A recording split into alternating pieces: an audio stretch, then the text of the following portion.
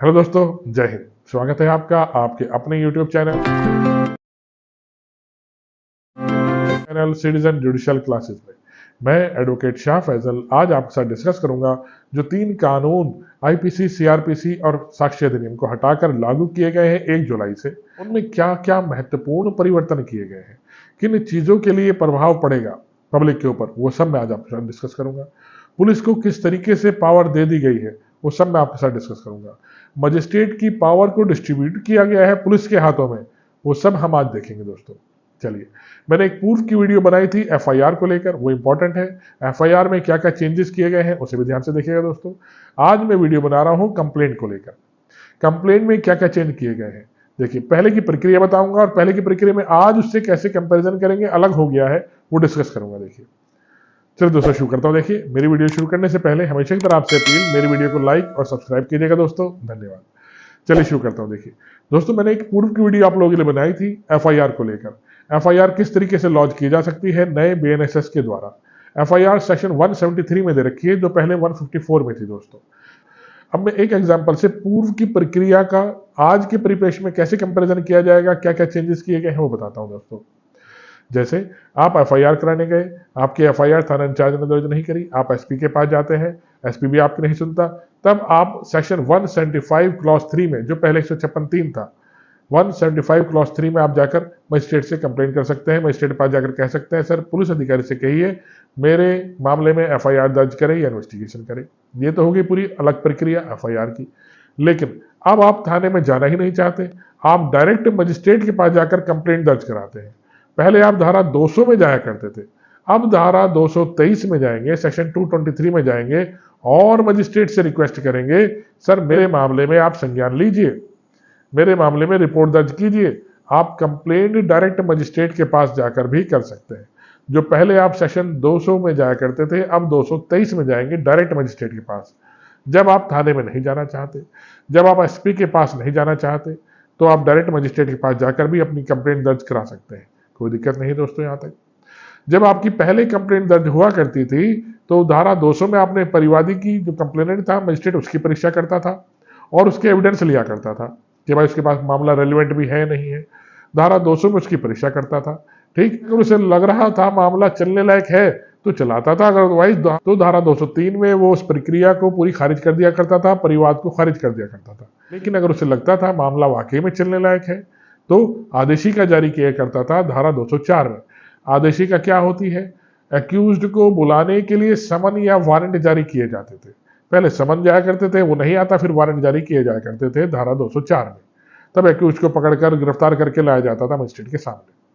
वो प्रक्रिया पूरी दोस्तों बदल चुकी है। अब देखिए, अब इस एग्जाम्पल में कंपैरिजन कीजिएगा पहले वाला। अब आप थाने में नहीं जाना चाहते एफआईआर दर्ज कराने के लिए, आप एसपी के पास भी नहीं जाना चाहते एफआईआर दर्ज कराने के लिए, आप डायरेक्ट अब धारा 223 में मजिस्ट्रेट के पास जाते हैं अपनी कंप्लेंट को लेकर, सर मेरी कंप्लेंट दर्ज कीजिए, मेरे घर में चोरी हुई है या कोई भी अपराध मेरे विरुद्ध हुआ है और मैं आपके पास डायरेक्ट आया हूं। तो मजिस्ट्रेट आप ही कंप्लेंट दर्ज करेंगे। अब मैंने आपसे बताया एक्यूज्ड को पहले नहीं सुना जाता था, ठीक, लेकिन मजिस्ट्रेट अब संज्ञान लेने से पहले, कॉग्निजेंस लेने से पहले एक्यूज्ड को बुलाया जाएगा। जो पहले 204 में होता था प्रक्रिया, वो सब हटा दी गई है। अब मींस एक्यूज्ड को बुलाया जाएगा और मजिस्ट्रेट यहां उसकी पहले परीक्षा करेंगे और उसको भी सुनेंगे, जो पहले वो नहीं सुना करते थे। धारा 223 में एक नया परंतु जोड़ दिया गया है, फर्स्ट परंतु, जो स्पष्ट कर रहा है कि परिवादी की परीक्षा करने के पश्चात मजिस्ट्रेट एक्यूज्ड की परीक्षा भी करेगा कि मामला उसके विरुद्ध चलने लायक है या नहीं है।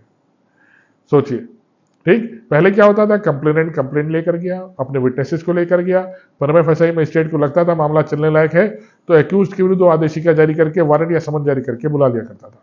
ठीक, अब वो डायरेक्ट पहले एक्यूज्ड को सुनेगा, तब संज्ञान लेगा, तब वो कॉग्निजेंस लेगा, तब मामला आगे बढ़ेगा।